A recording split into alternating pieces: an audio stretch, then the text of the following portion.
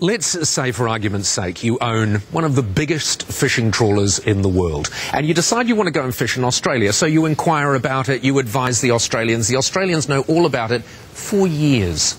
And then you finally arrive, and of course there's a bit of a kerfuffle because of the Greens, because of Greenpeace, because of horrible photographs of dead dolphins and seals. But they knew you were coming. So you arrive, and then all of a sudden the government changed the playing field and say, no, we're going to place special restrictions on you. And so you say, OK, that's fine. And you fly experts over and you start installing cameras in this huge boat.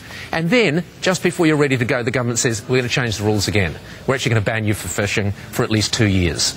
And then you consult your lawyers. Let's talk to our politicians about this. Josh Frydenberg, Liberal MP, and Ed Husic, Labour MP. Morning to you both. Morning. Morning, Paul. Good morning, Ed. Josh, I'll start with you on this, because, I mean, it seems to me that this is all about politics. No one likes to see the corpses of dolphins. No one likes to see a huge ship apparently plundering resources. And you, presumably, don't like to see that either. Well, look, I totally understand where the public's coming from. They don't want to see the government lock out many family fishermen and then invite in this super trawler. But let's understand that this problem is of the government's own making. In 2009, Paul, the government introduced a harvest strategy where it actually encouraged big vessels like this super trawler to come to Australia and to apply for a quota. And in the end, after scientific advice, they gave them a quota. Now there's a Get Up campaign and a Greens campaign, and, you know, Tony Burke and Joe Ludwig have gone weak at the knees. The truth is, you know, why has the government allowed this to continue for so long to get to this point and just to backflip again at the last minute? Right, this is a problem of their own making. Does the coalition, or doesn't it, support the able Tasman fishing in our waters?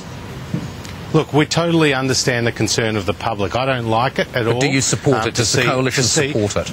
Well, we're going to have to see the legislation. That's the bottom line. You know, always the devil, Paul, with this government is in the detail. So let's see the legislation. Let's go through the normal processes. But I don't like the idea of one massive super trawler coming to Australia and hoovering up fish. I don't understand what legislation it is you want to see.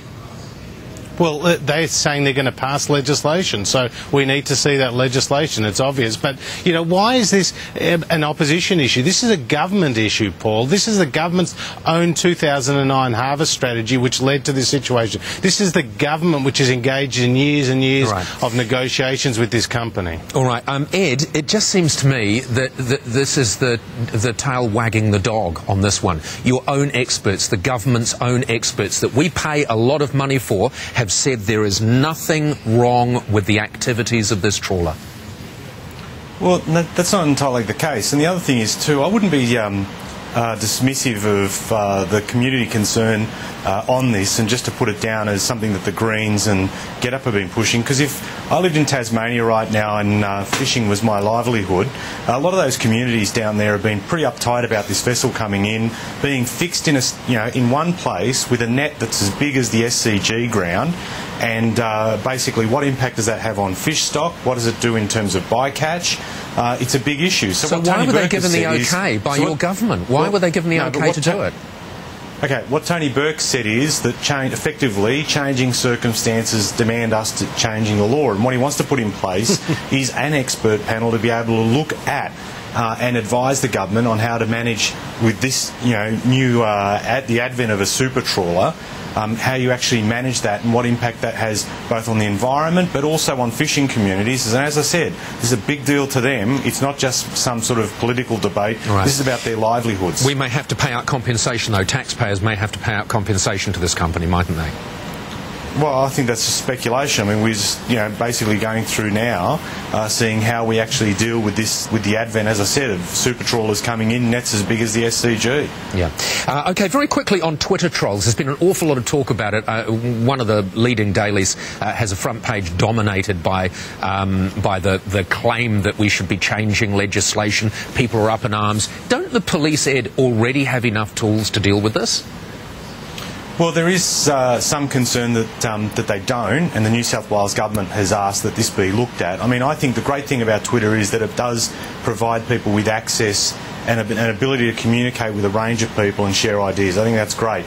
My personal preference, Paul, is that Twitter grabs this by the horns and deals with it. Now, if you go to their support pages and you look at their help section, they do have things about abuse and how to deal with it, but their advice is, for example, talk to someone who's close to you. Now, they may not necessarily be tech savvy and able to help you, or they refer you to US government department sites to deal with it. I think they've got to actually look at things. For example, one of the ideas they could look at is having a reputational score. For instance, eBay does this.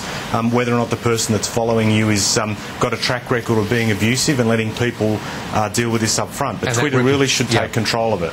All right. Quickly on this one, Josh, do you think it requires any further legislation or not?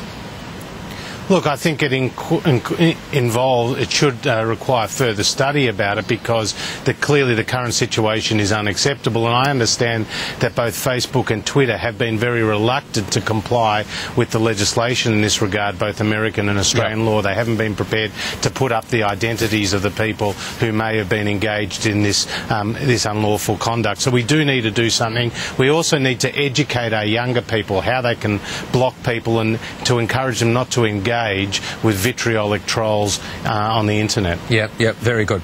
Josh, Ed, thank you both very much for joining us. We'll catch you back again next week. Have a good week. See you later. See you. Okay, the Able Tasman is like a hot rock, and no political party wants to be left holding it. It's got a span of something like 600 metres that it trawls. It's huge. Yeah. Okay, coming up after the break, we'll have the latest news, sport and weather just for you. It's been shamefully handled.